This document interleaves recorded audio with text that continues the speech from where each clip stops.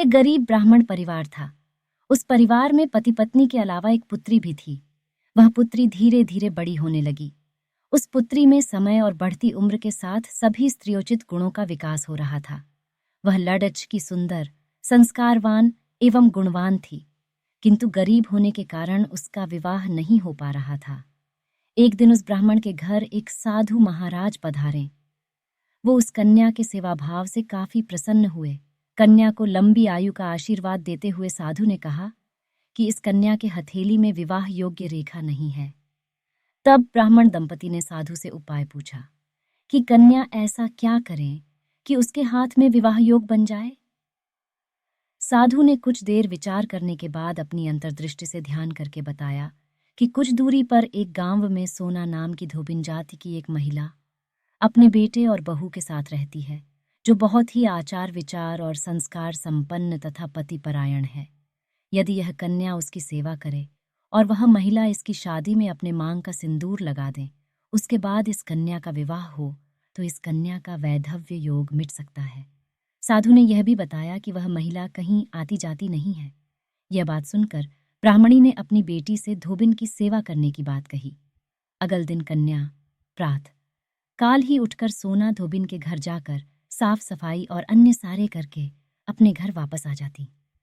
एक दिन सोना धोबिन अपनी बहू से पूछती है कि तुम तो सुबह ही उठकर सारे काम कर लेती हो और पता भी नहीं चलता।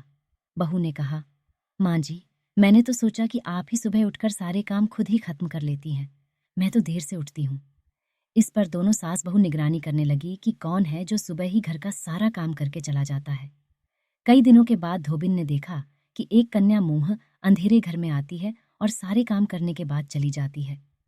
जब वह जाने लगी तो सोना धोबिन उसके पैरों पर गिर पड़ी, पूछने लगी कि आप कौन हैं और इस तरह छुपकर मेरे घर की चाकरी क्यों करती हैं। तब कन्या ने साधु द्वारा कही गई सारी बात बताई। सोना धोबिन पति परायण थी, उसमें तेज था।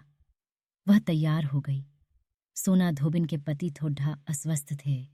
उसने अपनी बहू से अपने लौट आने तक घर पर ही रहने को कहा।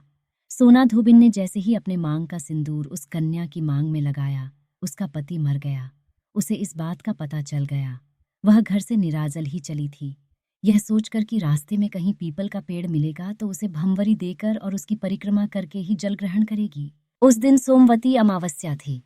ब्राह्मण के घर मिले पुए पकवान की जगह उसने ईंट के टुकड़ों से 108 बार भंवरी देकर 108 बार पीपल के पेड़ की परिक्रमा की और उसके बाद जल ग्रहण किया। ऐसा करते ही उसके पति के मुर्दा शरीर में वापस जान आ गई। धोबिन का पति वापस जीवित हो उठा।